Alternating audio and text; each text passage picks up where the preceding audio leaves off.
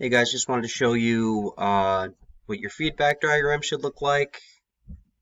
So this is about homeostasis, right? We're regulating levels inside your body. So the first level you're going to be regulating is blood pressure, right? So that's why I put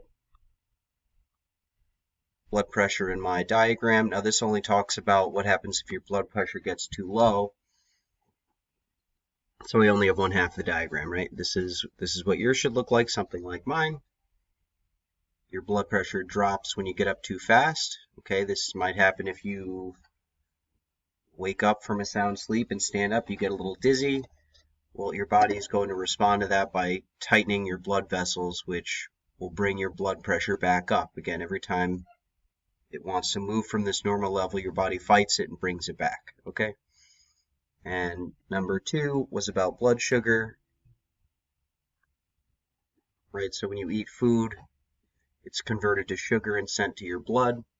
There's 2 scenarios here. What if it goes too low or too high? Okay, so think about it remains regulated right in the middle. If you're not eating, you get hungry, right? Well, that's because your blood sugar drops. You don't have any sugar in your blood, which is what's giving your body energy. That's why you can feel angry or tired or weak if you're hungry. So again, blood sugar drops because you haven't eaten or you're hungry. Your body sends a signal to the liver. Your liver stores extra glucose. It doesn't have glucose forever, but it has some. So when it releases that stored glucose, it goes into your blood and can give you a little boost of energy and make you feel a little better. Okay? So when the liver releases that glucose, that sugar, it's going to increase your sugar levels back to the baseline, back to normal, right?